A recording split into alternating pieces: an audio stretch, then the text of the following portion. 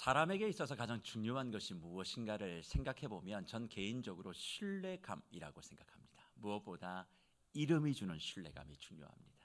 그 사람의 이름을 들었을 때 그 사람이 믿을 만한 사람이냐 하지 않는 사람이냐는 인생을 살아가는 데 있어서 굉장히 중요하고, 저 개인적으로도 사역을 할 때 누구누구 목사, 누구누구 장로, 누구누구 권사라는 이름을 딱 들었을 때 가장 먼저 떠오르는 이미지, 저 사람은 믿을 만한 사람이다, 신뢰할 만한 사람이다.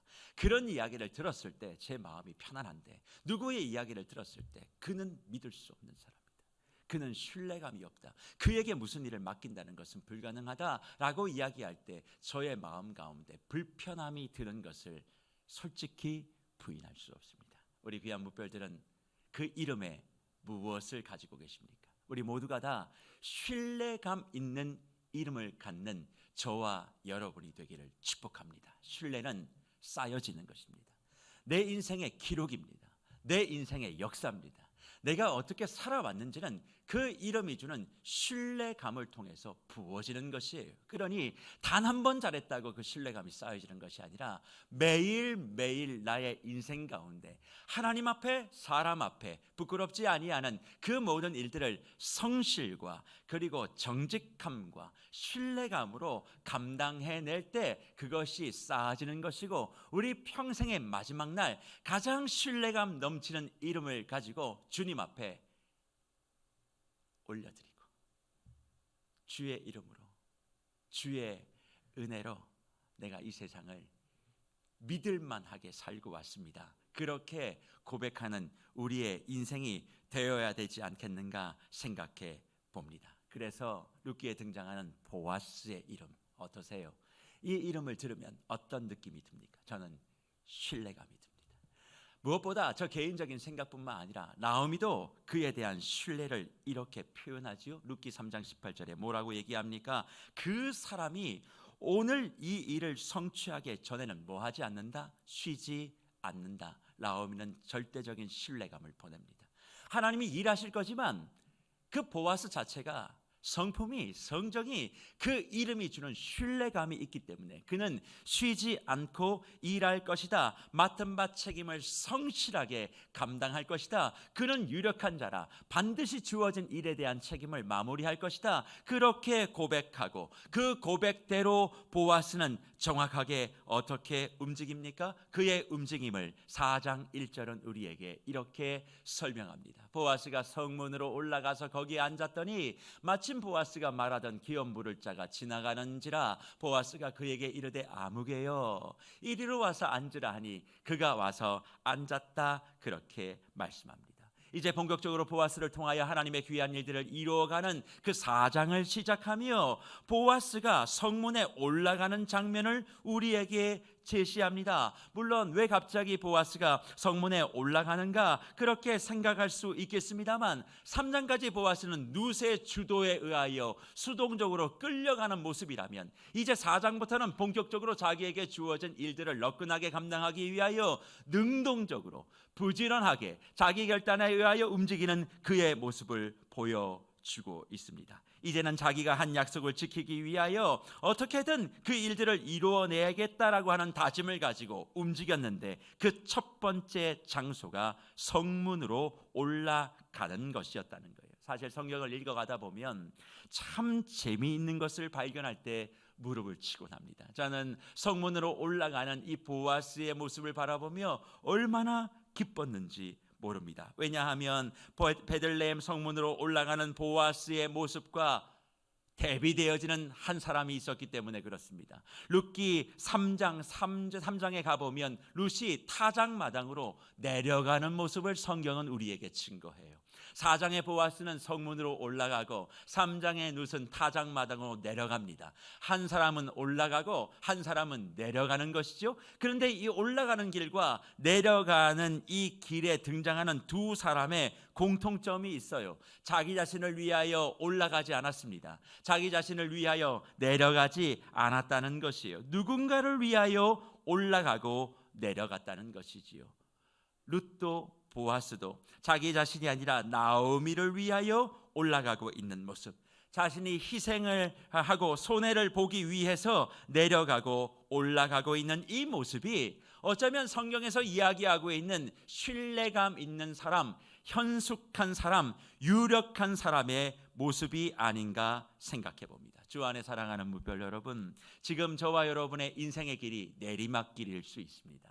저와 인생의 여러분의 길이 오르막길일 수 있어요. 인생은 직선의 길이 아니라 오르기도 하고 내리기도 하는 그런 여러 가지 여정을 담고 있는 것이기 때문에 때론 우리는 내려갈 때 마음이 슬프고 올라갈 때 기쁠 수 있습니다. 그러나 성경은 우리의 인생 가운데 룻과 보아스의 오르막 내리막 길을 걸어가는 모습을 바라보며 너의 인생의 오르막 내리막 길보다 더 중요한 것이 있다. 그것은 무엇인가? 너의 길이 무엇 때문에 오르막 길을 가고 있고 누구 때문에 내리막 가고 있는지를 분명히 우리에게 기억하고 그 길을 걸어간다면 반드시 하나님은 너의 인생을 책임져 줄 것을 약속해 주시는 것이죠. 저와 여러분의 길이 어떤 길이냐보다 더 중요한 건 누구 때문에 무엇 때문에 그 길을 오르고 내리고 계시냐는 것입니다. 지금 나의 삶의 오름과 내림이 하나님의 영광과 이웃의 축복을 위하여 걸어가는 길이라면 잠시 내가 급격한 급경산을 걸어가고 있다 할지라도 하나님은 반드시 날아오르게 할 것이고 내가 걸어가고 있는 모든 인생의 길이 하나님과 이웃이 아니라 나 자신의 영광과 유익을 위한 것이라면 지금 그 오르막의 길을 꺾으셔서 내리막의 길을 걸어갈 수도 있게 하실 수 있는 분이 우리 하나님이신 줄을 믿으시고 내 인생의 오르막 내리막 때문에 일희일비하지 마시며 오직 나는 주의 영광과 이웃만을 위하여 내가 걸어갑니다. 내 인생의 길의 목표는 그것입니다를 결정해 놓고 오르막을 가나 내리막을 가나 언제나 하나님의 형통의 길, 천국의 길을 걸어가시는 저와 여러분이 되시기를 간절히 축복합니다. 신뢰감 있는 이름에 의거하여 지체 없이 성문으로 올라갔던 그 보아스의 발걸음 어디에 머물렀다 이야기합니까? 성문으로 올라가서 거기에 앉았다 이야기를 합니다. 오르막이 힘들어서 앉았을까요? 그렇지 않아요.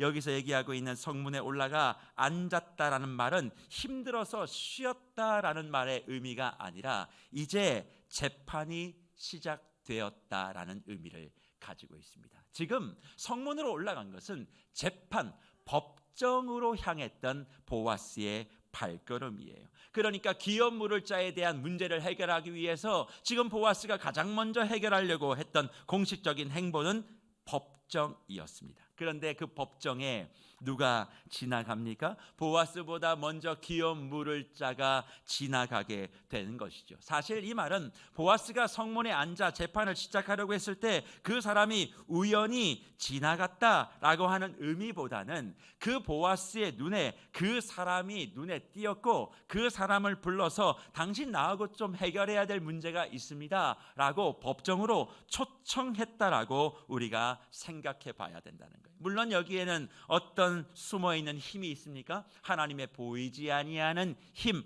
보이지 아니하는 손길 섭리가 있게 되었고 그렇게 하나님의 섭리 가운데 법정의 얼굴을 맞이하고 있는 이 보아스와 기업 물을 책임을 가장 가까이 가지고 있는 사람이 모여 이제 법적인 논의를 시작하는 거예요. 그런데 이 자리에서 보아스보다 훨씬 더 우선권이 있는 그 사람의 이름을 뭐라고 부릅니까? 아무개라고 부릅니다.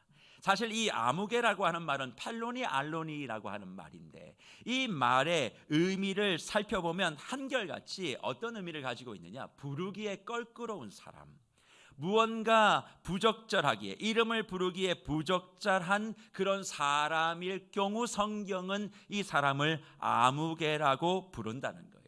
그러니까 보아스가 이 사람의 이름을 몰라서 아무개요라고 부르는 것이 아니라 이 사람이 이름이 부를 만한 그런 적합한 사유를 갖추지 못했기 때문에 성경은 이 사람의 이름을 아무개라고 명명합니다. 한 것입니다. 그러면 도대체 왜 이 사람이 이름이 불려지지 못하고 아무개라고 불려질 수밖에 없을까요? 그것은 기업 물을 자에 대한 의미가 무엇인지를 살펴보면 잘 알 수 있습니다.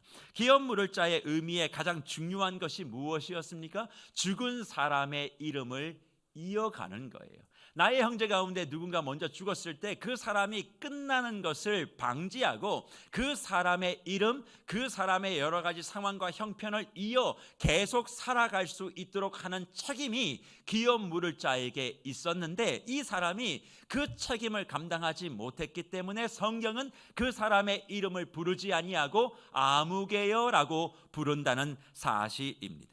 자신의 형제보다 더 귀하게 여겨야 될 그 나오미와 룻을 그대로 방치한 것에 대한 성경의 평가, 그는 이름도 불러질 필요 없는 아무개의 사람이라고 우리에게 말씀해 주는 것이죠. 주 안에 사랑하는 무별 여러분, 저는 여기에 분명한 하나님의 마음과 의도가 숨어 있다라고 생각합니다. 그게 무엇입니까?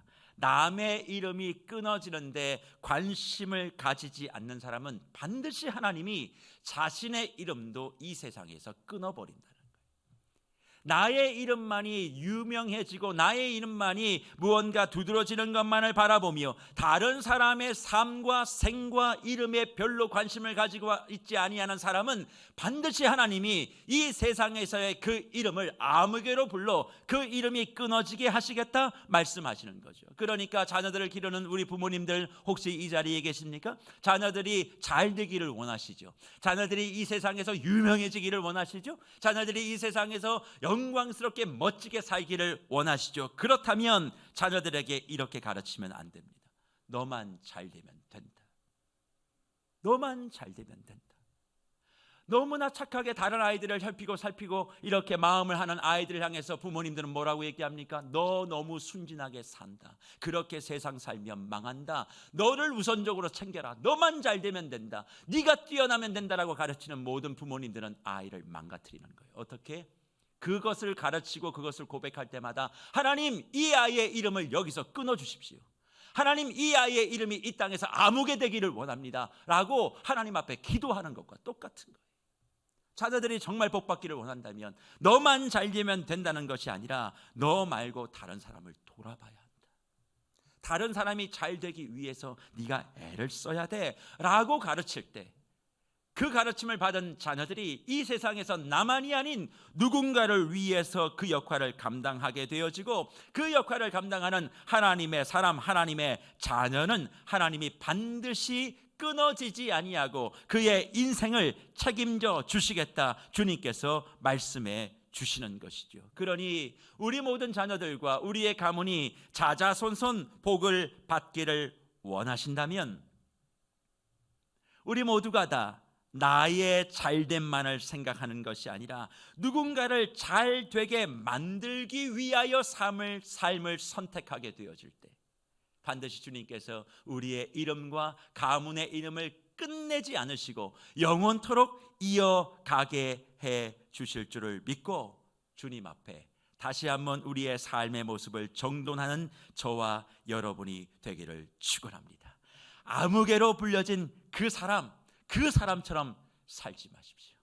내가 감당해야 될 누군가가 내 눈에 보임에도 불구하고 나만을 먼저 생각하는 그런 사람이 되지 않으시는 저와 여러분이 되시기를 다시 한번 축원합니다. 그 아무개를 불러 앉힌 보아스, 이미 준비한 10명의 장로들과 함께 본격적인 법정의 논의를 시작합니다. 사실 장로는 그 당시에 재판관의 역할들을 감당했기 때문에 장로를 부른 거예요. 그리고 거기에 증인, 그 수많은 사람들까지 함께 그 자리에 있었기 때문에 재판의 모든 과정들은 다 이제 갖추어진 것입니다. 이제 법정에서 논의돼야 될 문제, 어떤 문제일까요? 오늘 3절과 4절은 이 법정의 핵심 내용을 이렇게 설명해 주고 있습니다. 보아스가 그 기업 물을 자에게 이르되 모압 지방에서 돌아온 나오미가 우리 형제 엘리멜렉의 소유지를 팔려 함으로 내가 여기 앉은 이들과 내 백성의 장로들 앞에서 그것을 사라고 내게 말하여 알게 하려 하였노라. 만일 내가 물으려면 물으려니와 만일 내가 물으지 아니하려거든 내게 고하여 알게 하라. 내 다음은 나요 그 외에는 물을 자가 없느니라 하니 그가 이르되 내가 물으리라 하는지라. 그렇게 말씀합니다.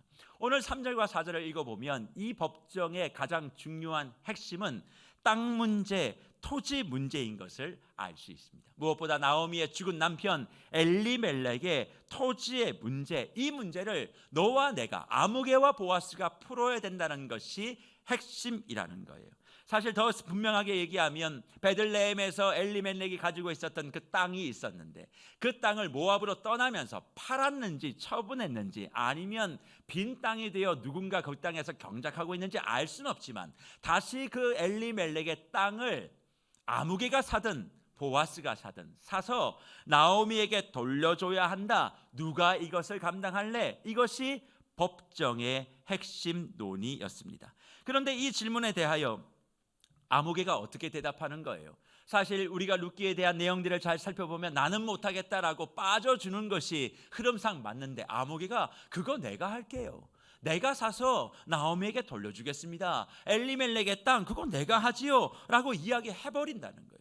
사실 그렇게 이야기해버리면 보아스는 더 이상 손 쓸 수가 없고 우리가 생각하는 룻기의 진행은 전혀 진행될 수 없음을 우리는 잘 알고 있습니다. 그러나 주 안에 사랑하는 무별 여러분, 나오미의 텅 빔을 채우기 위하여 기업 물을 자가 감당해야 될 것은 먹고 사는 문제, 곧 땅의 문제가 아닌 것을 우리는 잘 알고 있어요.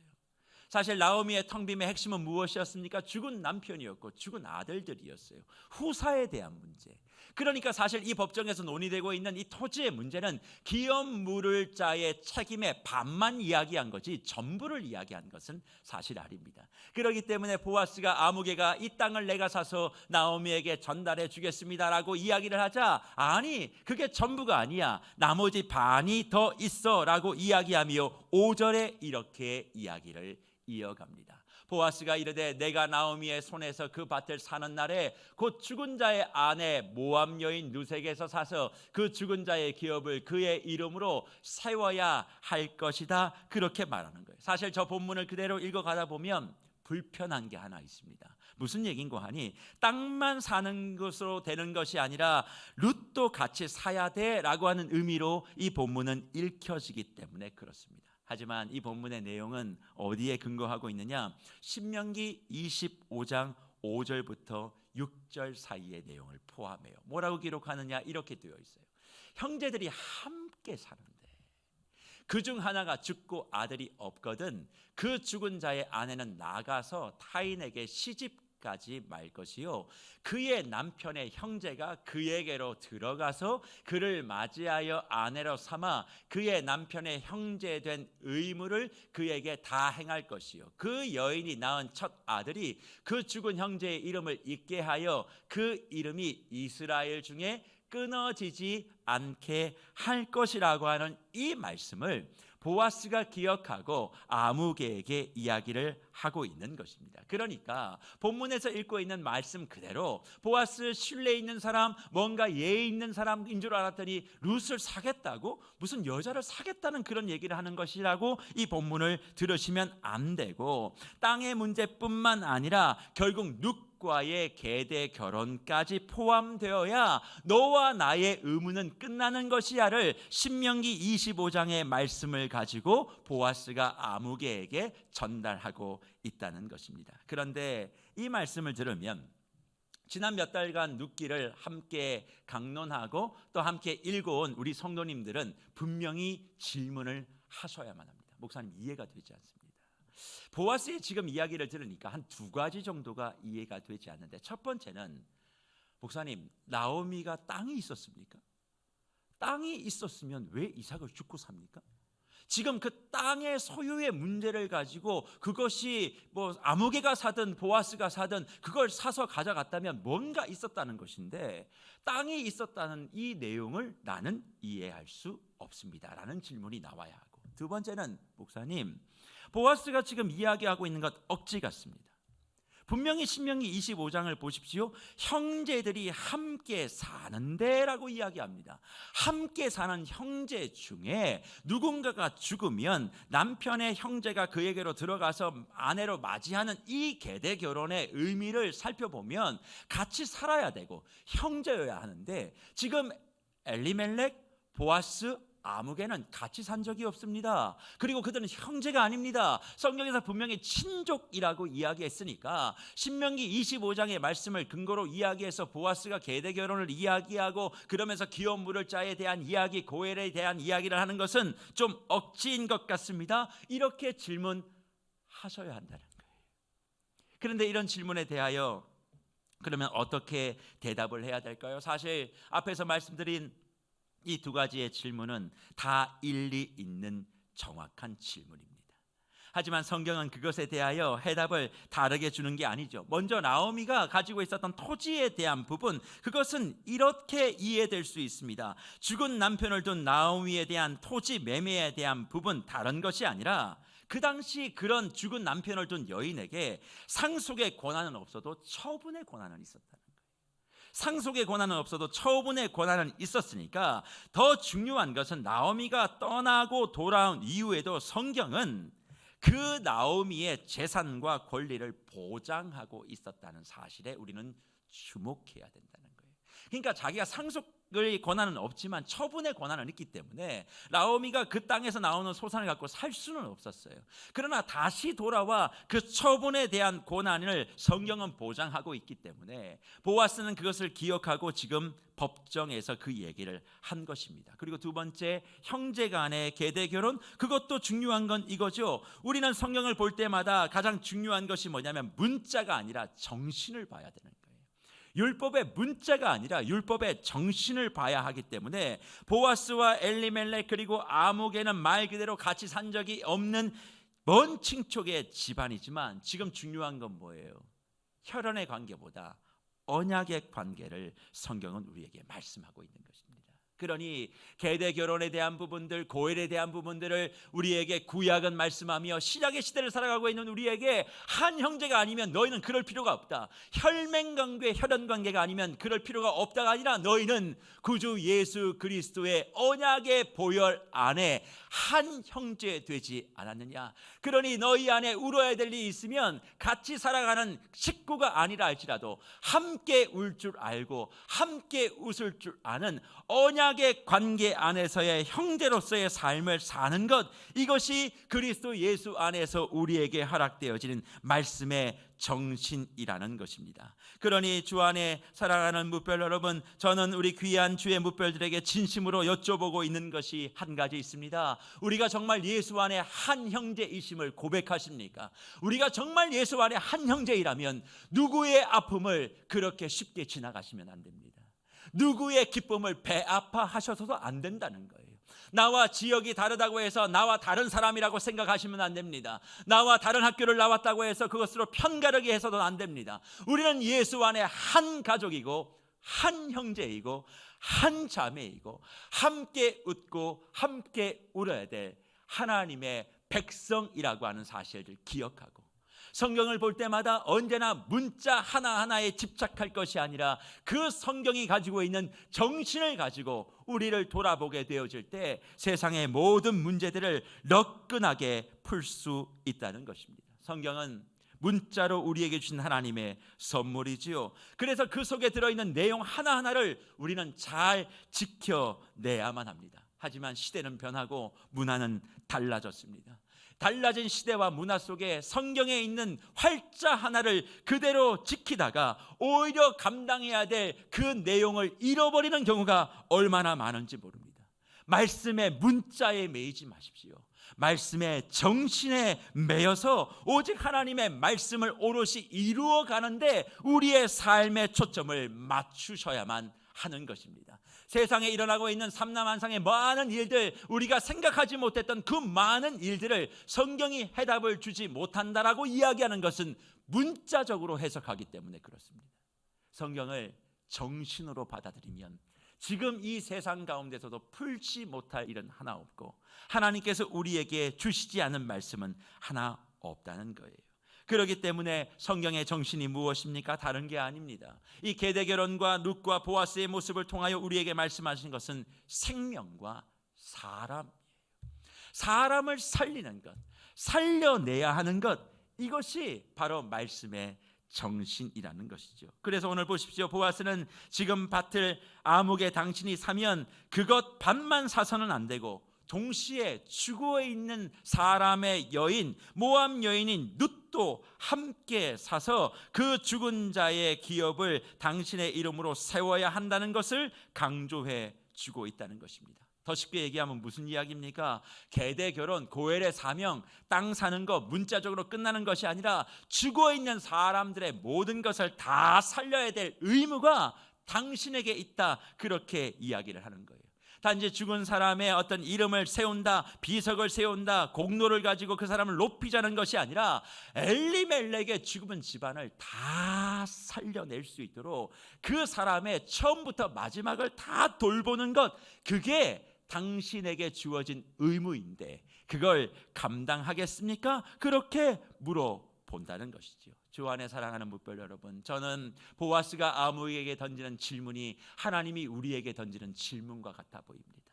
너는 너의 관심이 어디에 있느냐 물으시며, 나의 관심은 다른 게 있지 않다. 너 주변에 있는 수많은 사람들, 죽어가고 있는 사람들, 살려야 될 사람들, 그 사람들에게 네가 관심을 갖고 있느냐? 그저 시간이 되어지고 때가 되어지면 헌신하고 섬기고 이웃을 사랑하는 것 말고 너의 평생의 처음과 끝, 그의 모든 것들이 살아날 수 있는 처음과 마지막까지 모든 것을 다 할 수 있느냐를 물어보시고, 그것을 감당해낼 때 너희가 기업 물을 자, 고엘 받은 자, 그리고 하나님의 사랑을 받은 자로서 의무를 감당하는 것이다, 우리에게 말씀해 주신다는 것입니다. 그렇습니다.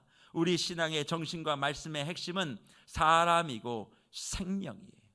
이것 외에 우리는 다른 것을 생각할 필요가 없습니다. 그러니 말씀 하나하나, 글자 글자 하나, 그것이 마치 모든 것인 양 생각하고 우리의 사역과 우리의 신앙의 경직성을 다 버리고 이제는 살리기 위하여, 생명을 위하여, 사람을 위하여, 사랑을 위하여 무엇을 할 것인가에 대한 유연한 태도를 가지고, 주여 나의 관심은 나에게 있는 것이 아니라 내 주변에 있는 사람에게 있습니다.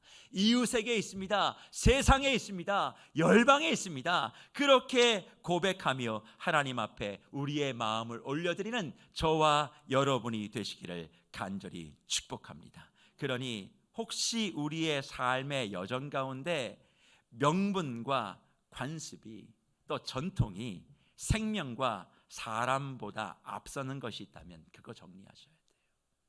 특히 교회는 더더욱 그렇습니다.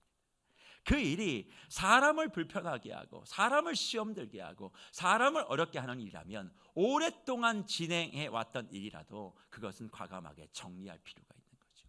사람을 살리는 일이라면, 사람을 세우는 일이라면, 사람을 사랑하는 일이라면 우리는 그것을 돈 때문에, 우리 한계의 능력 때문에 못할 것이 아니라 그것이 있다 할지라도 그 한계를 넘어 사람을 사랑하고 살리는 그 일에 전진해 가야 하는 것이죠. 하나님의 일하심은 오직 죽어가는 이들을 살리고 다른 어떤 것들보다 그 사람에게 생명과 사랑을 전달하는 것임을 기억하고 하나님의 몸된 교회가 이 사역을 끊임없이 감당하는 저와 여러분들이 되기를 간절히 축복합니다. 이 세상에 옳고 그름, 무엇이 맞다 틀리다의 기준을 가지고 사용할 때 성경을 사용할 것이 아니라 저 사람을 살리기 위하여 말씀을 사용하십시오.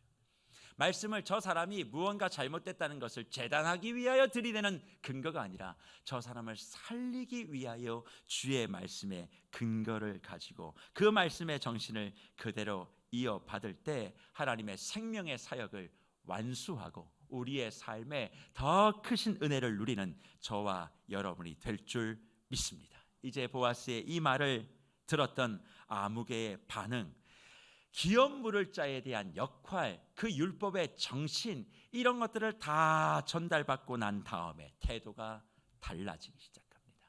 조금 전까지 나오미의 땅을 엘리멜렉의 땅을 사서 나오미에게 전달해 주겠다 자신했던 그가 발을 빼기 시작하며 뭐라고 얘기하는 줄 아십니까? 나는 능력이 되지 못합니다. 그렇게 이야기를 하는 거예요. 왜 그렇게 생각했을까? 오늘 본문 6절의 말씀에 보니까 내 기업에 손해가 있을까 해서 나 이거 못하겠습니다. 그렇게 이야기를 해요. 사실 손해라고 번역이 되어 있습니다만 히브리 말씀은 망가짐, 파괴라는 뜻을 가지고 있습니다. 손해보다 더 강력한 의미를 가지고 있는 거죠. 그러니까 만약 그 일을 내가 감당하면 내 기업은 완전히 망가질 겁니다. 파괴될 겁니다. 그러니 못하겠다는 것입니다. 그러면 도대체 왜 그는 그렇게 생각했을까요? 사실 이유는 이것 때문에 그래요. 엘리멜렉의 땅을 사서 나오미에게 그것을 주는 것, 그건 간단히 쉽습니다. 왜? 땅값을 치르고 자기가 사면 돼요. 그리고 그 땅에 경작을 하면 나오는 소산이 있습니다. 그 소산을 가지고 나오미를 먹여 살리면 아무 문제가 없는 거죠. 손해보지 않는 장사라는 이야기입니다. 그리고 나오미의 나이가 어느 정도 되어 있으니까 세월이 가면 나오미는 또 주의 품에 안길 것 아닙니까? 그럼 그 땅은 누구 땅이 되는 거예요? 엘리멜렉의 땅이 아니라 기업 물을 자인 아무개의 땅이 되는 겁니다. 그러니까 무언가 그것이 의미적으로는 굉장히 위해 주는 것 같지만 그 이면엔 뭐냐면 손해보지 아니하는 장사의 딱 개념이 섰기 때문에 아무개가 흔쾌히 그것을 하겠다 이야기를 한 것입니다. 하지만 룻까지 함께 결혼하게 되어지는 순간 어떤 일이 벌어집니까? 일단 건사해야 될 사람이 2명으로 늘어납니다. 게다가 나오미와 함께 결혼하면 아이가 생길 수 있죠. 그리고 아이가 생기면 이 땅은 누구의 땅이 되는 줄 아십니까? 아무개의 땅이 되는 것이 아니라 룻에게서 태어난 그 아이의 땅이 되는 거예요.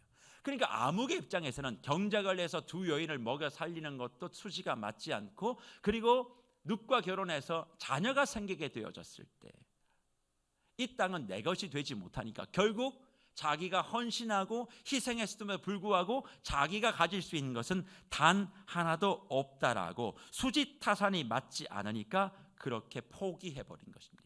근데 이 아무개가 못하겠다는 것을 넘어 2번이나 나는 능력이 안 됩니다는 것을 이야기하는 것을 넘어 뭐까지 하는 줄 아세요? 신발까지 벗어요.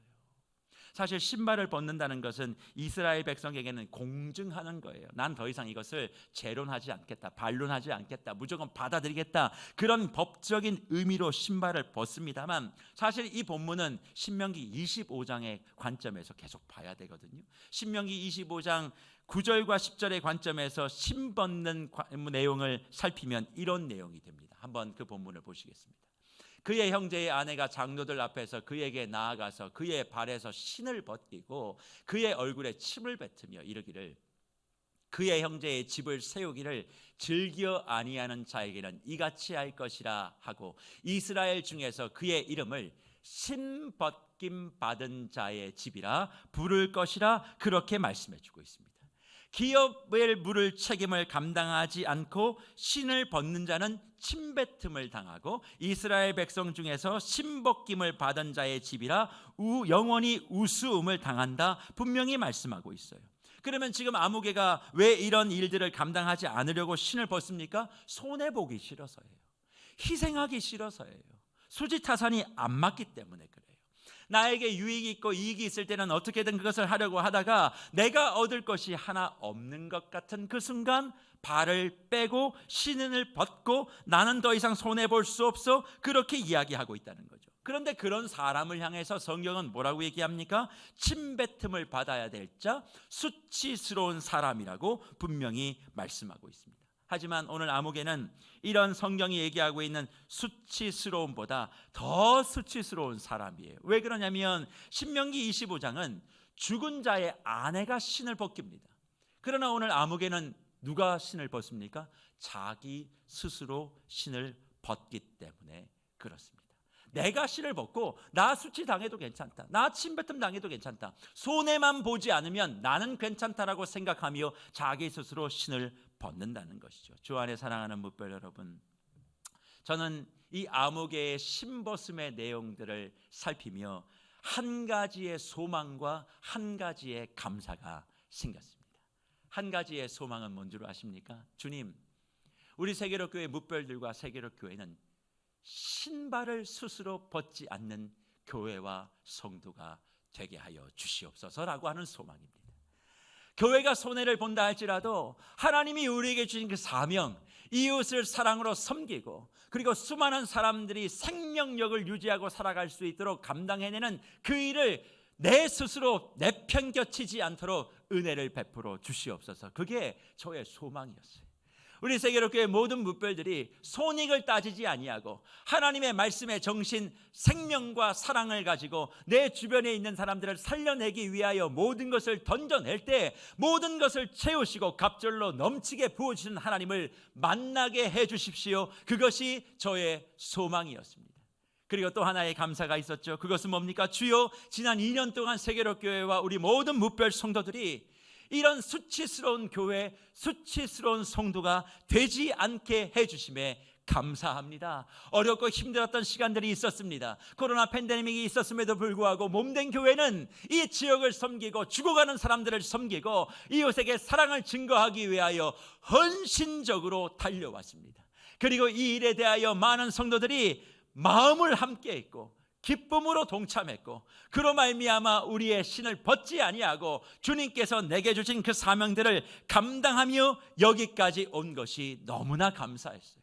그래 추수감사주일에 개인적으로 감사할 일도 많고 여러 가지 주님 앞에 올려야 될 감사의 기도 제목도 많이 있지만 그것보다 우선적으로 주님 앞에 감사하는 것은 주여 이런 교회를 섬길 수 있음에 감사하고 이런 교회를 만날 수 있음에 감사하고 이런 교회와 함께 앞으로도 영원히 갈 수 있음에 대한 감사가 저의 마음 가운데 터져 나온 것입니다. 주 안에 사랑하는 묵별 여러분, 오늘 추수감사주일을 맞이하며 저는 그래서 우리 귀한 묵별들에게 이렇게 도전하고 싶어요. 하나님의 백성으로 주의 구원받은 교회로 생명력을 증거해야 될 사명을 가지고 있는 저와 여러분들이 손해를 계산하며 하나님께서 우리에게 주신 그 일들을 내가 손해보는 것 때문에 하지 못한다면 우리는 수치스러운 가문, 수치스러운 교회로서의 삶을 살아갈 수밖에 없습니다. 힘들다고 우리는 우리의 신을 벗어서는 안 돼요. 끝까지 하나님이 우리에게 주셨던 그 신앙의 정신들을 붙들고 주님 감당하겠습니다. 이 지역은 우리가 책임집니다. 요즘 책임지지 아니하는 사람들이 얼마나 많습니까? 이 나라 전체를 책임지라고 하나님 우리 교회에게 말씀하신 적이 없어요. 세계로 교회는 이 지역을 책임지라는 거예요. 이 지역의 어두움을 물리치고 생명의 빛을 밝히고 사람의 사랑의 심장을 불궈넣어서 우리의 삶에 멈춰져 있는 모든 것들을 다 감당해낼 수 있는 그 일 너희가 감당하면 손해본다 할지라도 그 일에 끝까지 마음을 모으면 너희의 삶과 너희의 안위는 내가 보장해 줄게 말씀해 주신다는 것입니다. 많은 사람들이 주의 사역과 교회를 자꾸 손익으로 계산합니다. 그러다 보니 교회마다 신발을 벗어 던지는 교회들이 너무 많아요. 오늘 주님 다시 말씀하십니다. 신발을 벗는 그 교회, 그 사람 수치스러운 사람이 될 것이다. 저는 지난 2년 동안 우리의 신발을 벗지 않게 해주신 하나님과 우리 성도님들께 진심으로 감사의 마음을 전하고 싶어요. 우리가 우리의 한계가 있다 할지라도 어떤 의미에선 아무개의 모습은 정상적인 판단이지요. 손해가 있고 이익이 되지 않는데 내가 왜 그것을 해야 하느냐. 세상적으로 보면 너무나 지혜롭고 정상적인 판단이지만 하나님의 향한 믿음과 신앙은 이런 정상적인 판단을 뛰어넘는 거예요. 믿음은 정상적인 세상의 판단을 뛰어넘을 줄 아는 것입니다. 정상적이고 세상적이고 지혜로운 판단, 행동, 그것은 공동체를 하나님의 거룩한 공동체로 바꿀 수 없고 그런 공동체는 세상을 변화시킬 수 없기 때문에 그래요. 정상의 범주를 넘어서는 자기 희생의 모습 보아스를 통해서 우리에게 말씀하시며 추수감사주의를 지나고 있는 저와 여러분에게 하나님은 도전해 주고 있습니다. 그것이 무엇일까요? 너의 신의 신발을 벗지 마라. 힘들다고 포기하지 마라. 끝까지 그 일을 하기 위해서 붙들고 있으면 내가 부족할 것은 채워줄게 우리에게 말씀해 주신다는 것이죠. 그래서 오늘 저는 추수감사주의를 맞이하여 말씀을 이렇게 마무리해 보려고 합니다.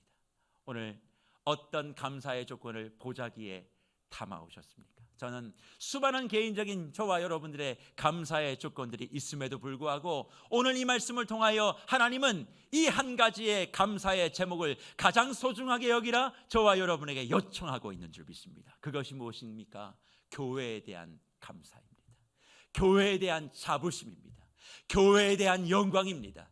우리가 세계로 교회를 섬길 수 있고 세계로 교회를 세계로 교회 예배할 수 있고 세계로 교회 안에서 함께 믿음 생활 감당할 수 있는 이것을 가장 감사할 것을 요청하신다는 거예요. 왜 그렇습니까? 내가 섬기는 교회이기 때문에 그렇습니까? 내가 예배하는 공간이기 때문에 그렇습니까? 그런 것이 아니라 지난 2년 동안 어려워도 힘들어도 기업 물을 자의 모습, 그것을 감당하기 위하여 손해본다 할지라도 우리는 우리의 신발을 한 번도 벗은 적이 없기 때문에 그렇습니다. 앞으로도 그럴 것입니다. 우리 안에 손익에 대한 계산이 아니라 주의 말씀과 이 지역을 살리고 생명을 위하여 우리 몸된 교회는 손해를 각오할 준비가 되어 있는 줄 믿습니다. 그렇게 신발을 벗지 아니할 때 하나님이 수치스럽지 않는 그런 교회가 아니라 영광스러운 교회로 지금보다 더 멋지게 성장하게 해주실 것이고 더 자라가게 해주실 줄 믿습니다. 그러니 주 안에 사랑하는 묵별 여러분, 교회에 대한 자부심을 가지세요. 어디 가든 내가 세계로 교회를 다니는 것을 자랑하세요. 왜 자랑하느냐 묻는다면 우리 교회는 신발을 벗은 적이 한 번도 없다. 그게 무슨 말입니까? 물을 겁니다. 그러면 이야기하세요.